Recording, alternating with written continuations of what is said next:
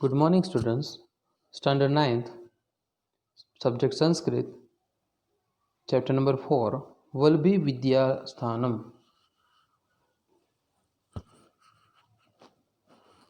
वल्लभी विश्वविद्यालय भारतीय प्राचीन विश्वविद्यालयों में से एक है जहाँ पे स्टडी करने के लिए स्टूडेंट्स को एंट्रेंस एग्ज़ाम उस टाइम में एंट्रेंस एग्ज़ाम क्लियर करना पड़ता था। जैसे नालंदा विश्वविद्यालय थी, उस प्रकार गुजरात में वल्लभी विश्वविद्यालय थी जो अभी भावनगर के पास में है। इस चैप्टर में इस विद्यालय की विशेषता के बारे में बताया गया और हमें ये इन्फॉर्मेशन लेनी है। संप्रति विविधाः विश्वविद्यालयाः सुप्रसिद्धाः सन्ति। अभी विविध विश्वविद्यालय प्रसिद्ध है। तेषु केचन एतादृशाः सन्ति यत्र अध्ययनार्थं प्रवेशं प्राप्य छात्राः स्वात्मानं धन्यं मन्यते। उसमें से कई इस प्रकार की है जहाँ पे अध्ययन के लिए प्रवेश प्राप्त करके स्टूडेंट्स अपने आप को धन्य मानते हैं। एवमेव पुरा कालेपि अस्माकं भारते देशे एतादृशाः बहवः विश्वविद्यालयाः आसन्। इस प्रकार पुरातन काल में भी हमारे भारत देश में इस प्रकार की बहुत सारे विश्वविद्यालय थी। तत्र विद्याध्ययनाय दूरात् देशात् समागत्य प्रवेशं लब्ध्वा छात्राः स्वात्मानं धन्यं मन्यन्ते स्म। वहाँ पे विद्याध्ययन करने के लिए दूर देश से आए हुए प्रवेश प्राप्त करे हुए छात्र स्टूडेंट्स अपने आप को धन्य मानते थे। एषु एकतमः वल्लभी विश्वविद्यालयः। ऐसी एक है वल्लभी विश्वविद्यालय कि जहाँ पे स्टूडेंट्स एडमिशन ले करके अपने आप पे गर्व करते हैं, अपने आप को धन्य मानते हैं। मगध राज्ये यथा नालंदा आसीत् तथैव अत्र गुर्जर प्रदेशे वल्लभी आसीत्। मगध राज्य में जैसे नालंदा विश्वविद्यालय थी उस प्रकार गुर्जर प्रदेश मतलब गुजरात में वल्लभी विश्वविद्यालय थी। अत्रापि सुदूरात् देशात् जनाः अध्ययनाय आगच्छन्ति स्म। यहाँ पे भी दूर देश से लोग अध्ययन के लिए आते हैं। अद्यत्वे अस्मदीये गुर्जर प्रदेशे वर्तमाने भारते जनपदे वल्लभी नामकं यदेकम् उपनगरं वर्तते। अभी के समय में इस वक्त अस्मदीय गुर्जर प्रदेश है हमारे गुजरात राज्य में वर्तमान समय में उपस्थित भावनगर जिले में वल्लभी नाम का एक उपनगर है। तत्रैव प्राचीन काले वल्लभी विश्वविद्यालय आसीत्। वहीं पे प्राचीन समय में वल्लभी विश्वविद्यालय थी। वस्तुतस्तु इदम उपनगरम प्राचीन कालादेव अध्ययन अध्यापनस्य केंद्रम आसीत्। जैसे देखा जाए तो यह उपनगर प्राचीन काल से ही अध्ययन अध्यापन का केंद्र स्थान रहा है।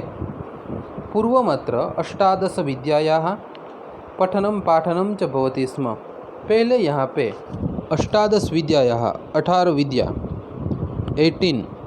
18 विद्या का पठन और पाठन होता था। एतासु विद्यासु चत्वारो वेदाः और इस 18 विद्या में 4 वेद 6 वेदांगानि 6 वेदांग पुराणम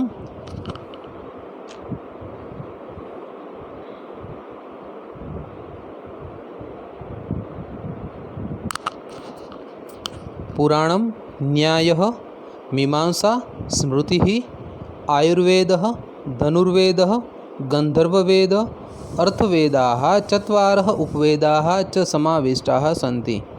और इस 18 विद्या में 4 वेदाः 4 वेद 6 वेदांगानि मतलब 4 + 6 मतलब 10 6 वेदांग है वो पुराण न्यायः न्यायशास्त्र मीमांसा शास्त्र स्मृति आयुर्वेद धनुर्वेद गंधर्ववेद अर्थवेद 4 उपवेद है उसका समावेश भी होता है। तो ये कुल मिला के कितनी होती है 18 और 18 विद्या का यहाँ पे अभ्यास होता था। अतः बौद्ध दर्शनस्य जैन दर्शनस्य च इदं केंद्रम संजातम। ततः उसके बाद बौद्ध दर्शन और जैन दर्शन के भी यह केंद्र स्थान हुए। ख्रीस्तस्य 4थ्यां शताब्द्यां ऋग्वेदस्य भाष्यकारः स्कंदस्वामी संजातः। ख्रिस्ती के 4वीं शताब्दी में ऋग्वेद के भाष्यकार, ऋग्वेद का भाष्य लिखने वाले स्कंदस्वामी यहाँ पे हुए। सह अत्रैव अवसत, वह यहीं पे रहते थे। एतत् सूचयति यत् गुप्तकाले अत्र वेदाध्ययनम अपि प्रचलति स्म। तो ये सूचित किया जाता है, इससे ये साबित होता है कि गुप्त काल में यहाँ पे वेद का अध्ययन भी होता था। ख्रिस्तस्य 4th शताब्द्यामेव सुप्रसिद्धो बौद्धाचार्यो स्थिरमति गुणमति जैनाचार्यः श्रीमल्लवादिसूरिः च अत्रैव विद्याव्यासंगम कुर्वन्ति स्म। ख्रिस्ती के 4वीं शताब्दी में सुप्रसिद्ध बौद्ध के आचार्य स्थिरमति और गुणमति, ये दोनों कौन है? बौद्ध आचार्य है। और जैन के आचार्य श्रीमल्लवादिसूरिः च अत्रैव विद्याव्यासंगम कुर्वन्ति स्म, वो यहाँ पे ही विद्याभ्यास करवाते थे। एतत् सूचयति यत् अत्र जैन बौद्ध दर्शनानाम अपि अध्ययनम प्रचलति स्म। ये सूचित करते हैं, मतलब इससे ये साबित होता है कि यहाँ पे जैन और बौद्ध दर्शन का भी अध्ययन प्रचलित था।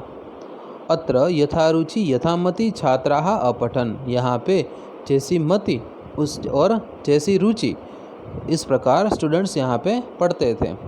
प्रवेशार्थम अत्र प्रवेश परीक्षा भी भवति स्म। प्रवेश पाने के लिए यहाँ पे एंट्रेंस एग्ज़ाम भी होती थी। तामुत्तीर्य एव अत्र छात्रस्य प्रवेशः शक्य आसीत्, वहाँ पे उत्तीर्ण होने के बाद ही स्टूडेंट्स को यहाँ पे प्रवेश मिलता था। ख्रिस्तस्य 5वीं शताब्द्याम् इदम उपनगरम मैत्रकाणां राजधानी आसीत्। ख्रिस्त की 5वीं शताब्दी में यह उपनगर मैत्रक की राजधानी थी। मैत्रकाणां व्यवस्थानुसारम् अध्ययनस्य समाप्त्यनन्तरं वादसभायां शास्त्रार्थः भवति स्म। मैत्रक की व्यवस्था के अनुसार, मैत्रक जिस मैत्रक की राजधानी थी, ये वल्लभी उपनगर, उसकी व्यवस्था के अनुसार अध्ययन की समाप्ति होने के बाद वाद सभा और शास्त्रार्थ होता था। मतलब डिबेट्स, कोई एक टॉपिक लेकर के उसके ऊपर डिबेट करते हैं। शास्त्रार्थे विभिन्नानां मतमतांतराणां खंडन मंडन पूर्वकं विमर्शः भवति स्म। शास्त्रार्थ में विभिन्नानां अलग अलग मतांतर से और खंडन मंडन पूर्वक, मतलब एक बात को खंडित करना तो अपनी बात को साबित करना, उसी को डिबेट कहते हैं। और इस प्रकार डिबेट करके सब कोई एक विषय पे विमर्श पे आते थे, मतलब लास्ट में उसका कोई रिजल्ट निकलता था। अनेकस्मै विजयी जनाय राजा पारितोषिक रूपेण भूमिम अयच्छत। अनेक विजयी लोग, राजा विजयी को, जो विजय बनता है, जो विनर होता है, उसको राजा पारितोषिक रूपेण, मतलब गिफ्ट में, भूमिम अयच्छत, जमीन देते थे। कदाचित विजयी जनानां नामानि विद्यापीठस्य द्वारे उट्टंकितानि अभवन्। कई जो विनर्स लोग हैं, उसके नाम विद्यापीठ के द्वार पे कोतरे गए हैं, मतलब वहाँ पे लिखा गया है। ख्रिस्तात् पूर्वं प्रायः 5वीं शताब्द्यां भगवतः महावीरस्य जन्म अभवत्। ख्रिस्त की के पूर्व में प्रायः 5वीं शताब्दी में, लगभग 5वीं शताब्दी में भगवान महावीर का जन्म हुआ। तस्मिन् काले भगवता महावीरेण यह उपदेश प्रदत्त स आगम नामना प्रसिद्ध वर्तते। उस समय में भगवान महावीर ने जो उपदेश दिया वह आगम नाम से प्रसिद्ध है। महावीर का उपदेश, उसका नाम क्या है? तो आगम। अयम आगमः वर्षपञ्चशतं यावत् मौखिक परंपरायां सुरक्षित आसीत्।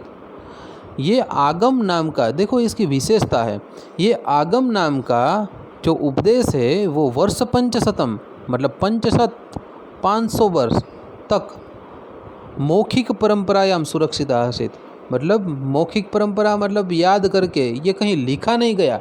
मुझे पता है तो मैंने आपको बोला, आपको वो ज्ञान मिल गया, फिर आप किसी दूसरे को बोलेंगे, उसको ये ज्ञान मिल गया, लेकिन लिखित स्वरूप में ये उपलब्ध नहीं था। तो ये 500 साल तक, 500 ईयर्स तक मौखिक परंपरा से ही सुरक्षित हुआ था। एवं ही श्रूयते यत् ख्रिस्तस्य 3वीं शताब्द्यां नागार्जुन नाम्ना प्रसिद्धः विदुषः अध्यक्षतायाम् एका जैन साधूनां समितिः मिलिता। ऐसा सुना गया है कि ख्रिस्त की 3री शताब्दी में नागार्जुन नाम का एक प्रसिद्ध विद्वान के अध्यक्षता में एक जैन साधुओं की समिति मिली।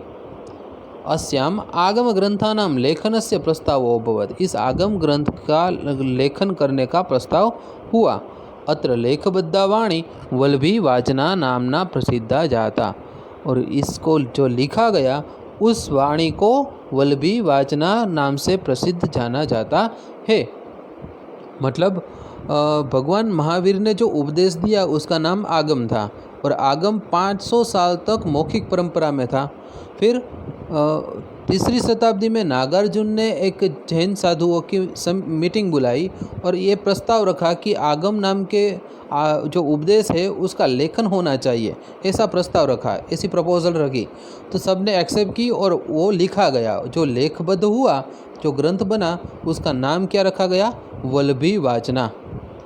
नेक्स्ट, ख्रीस्तस्य 9व्यां शताब्द्यां वल्लभीनगरस्य विनाशः अभवत्। 9वीं शताब्दी में वल्लभी नगर का विनाश हुआ, परंतु तस्य अवशेषाः अद्यापि तस्य समृद्धिं सूचयन्ति। किंतु यहाँ पे जो अवशेष है वो अभी भी उसकी समृद्धि को सूचित करता है। एवं भारतस्य प्राचीनेषु विद्याकेन्द्रेषु वल्लभी एकतमम् आसीत्। इस प्रकार भारत के प्राचीन विद्या केंद्रों में वल्लभी एक था। इतिहासे च अद्यापि वर्तते, और इतिहास में आज भी है। नोट्स में मीनिंग और संधि नहीं है तो मीनिंग्स आपको लिखने हैं।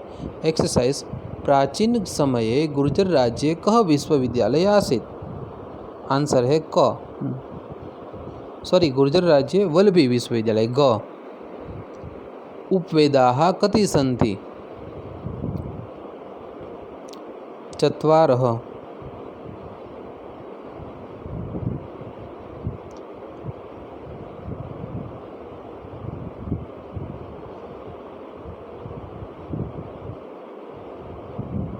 नेक्स्ट, भाष्यकार स्कंदस्वामी कस्यां शताब्द्यां संजात? ख, 4थ्यां। नेक्स्ट, वल्लभी केषां राजधानी आसीत्? मैत्रकाणां। ख, मैत्रकाणां। फिफ्थ, महावीरस्य उपदेशः केन नाम्ना प्रसिद्धः वर्तते? क, आगम। नेक्स्ट, वल्लभी नगरे मिलितायाः जैन साधूनां समितेः अध्यक्षः क आसीत्? क, नागार्जुनः। नेक्स्ट, प्राचीन कालात् वल्लभी कस्य केन्द्रम् आसीत्? अध्ययन अध्यापनस्य।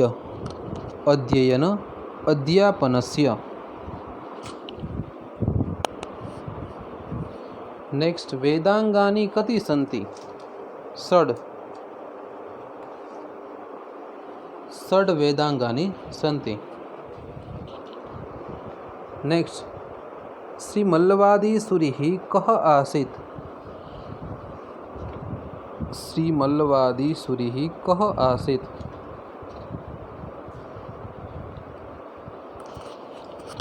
जैनाचार्यः।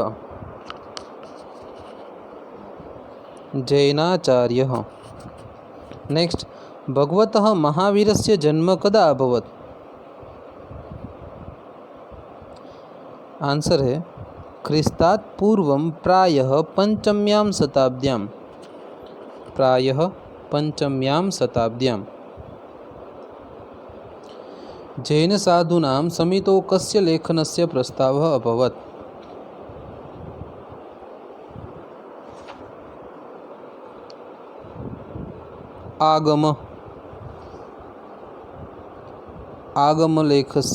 लेखनस्य प्रस्तावः अभवत्।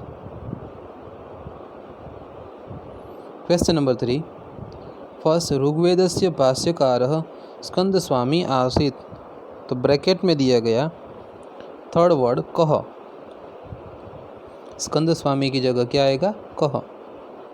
नेक्स्ट, महावीरस्य उपदेश आगम नामना प्रसिद्ध वर्तते। महावीरस्य, तो ब्रैकेट में दिया गया लास्ट वर्ड कस्य।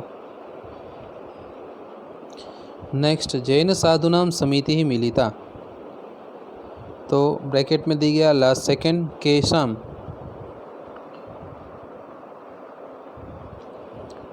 नेक्स्ट, 9व्यां शताब्द्यां वल्भी नगरस्य विनाशः अभवत्। तो ये समय टाइम ड्यूरेशन बता रहा है, तो कदा कब ब्रैकेट में दिया गया लास्ट थर्ड वर्ड कदा। नेक्स्ट लेखबद्धः उपदेशः वल्भी वाचना नामना प्रसिद्धः जातः। वल्भी वाचना तो ब्रैकेट में दिया गया सेकंड केन। क्वेश्चन 4 बाकी। क्वेश्चन 5 स्म प्रयोग है, वो बाद में करवाऊंगा। क्वेश्चन नंबर 7 बाकी। Question number 8 which 18 lores were learn in Valabhi. तो वल्भी में कौन से 18 शास्त्र पढ़े जाते थे। तो उसमें मैंने बताया था 4 वेद, 6 वेदांग, पुराण, न्याय शास्त्र, मीमांसा, दर्शन, स्मृति ग्रंथ, आयुर्वेद, धनुर्वेद, संगीत शास्त्र, अर्थवेद, ये 4 उपवेद टोटल मिलाकर होते हैं 18। Second how many Vedas and Upavedas are there. तो वेद कितने हैं 4, ऋग्वेद, यजुर्वेद, सामवेद और अथर्ववेद। उपवेद कितने हैं 4, कौन कौन से, आयुर्वेद, धनुर्वेद, गंधर्ववेद और स्थापत्य मतलब अर्थवेद।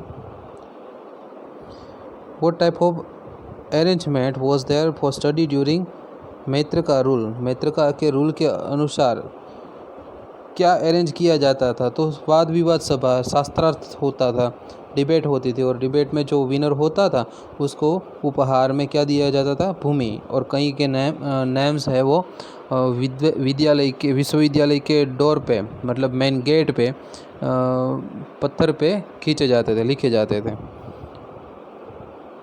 विच प्रेसेप्टर आचार्यस वेयर देयर इन वल्भी। वल्भी में कौन कौन से आचार्य हो गए। तो वल्भी में 4वीं शताब्दी में ऋग्वेद के भाष्यकार स्कंद स्वामी और बौद्ध आचार्य स्थिरमती और गुणमती और जैन आचार्य श्रीमल्लवादीश्वरी हो गए। ये सब आपको अपनी फेयर बुक में लिखना कंपलसरी है। Thank you, have a nice day.